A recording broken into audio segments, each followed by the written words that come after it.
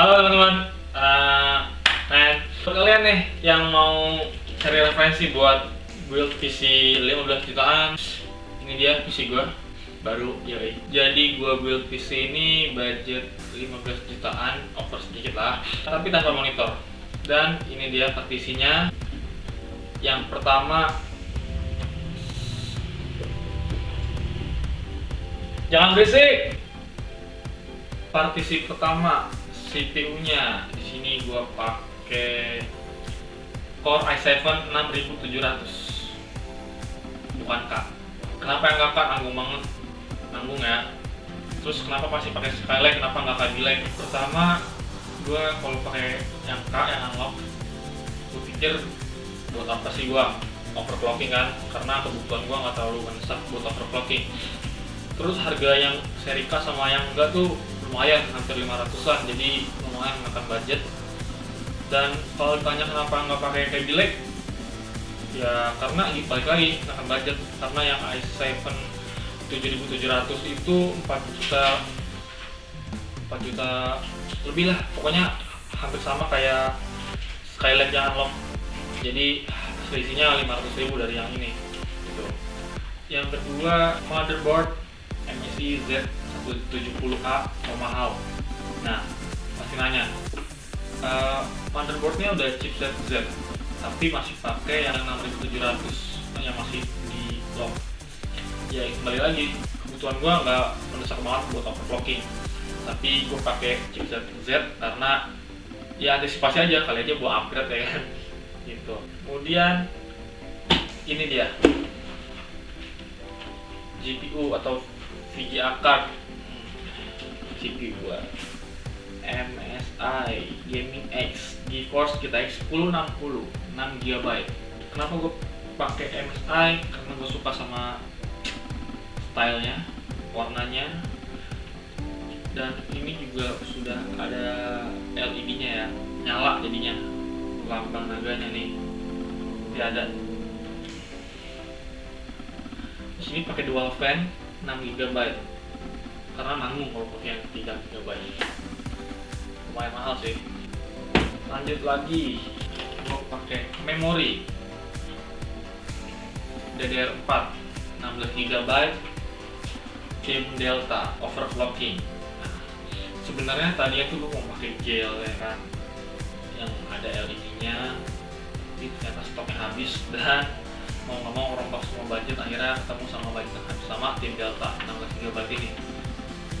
Udah cukup lah buat semua yang gue bakal lakuin di PC nanti. Kemudian masuk lagi, gue pakai SSD dari Colorful 20GB. Menurut gue cukup buat OS. Dan kenapa gue beli Colorful? Karena harganya ya paling murah di antara yang lain, sekitar 590.000. CPU cooler, gue pakai Cryoric M9. Ini murah ya, cuma 370-an. Tadinya tuh gue mau pakai water cooling ya kan, tapi budgetnya itu loh, makan budget. Karena lagi kenapa gue masih pakai ini, karena gue nggak mau, sebenarnya jangan pakai yang bawaan dari CPU-nya, jadi sebenarnya lebih dingin lah. Tapi nanti bakal upgrade kok. Untuk mensuplai semua powernya, kita pakai ini dia. Wow, power supply GameMax Power ATX Plus 550 80 plus bronze ya.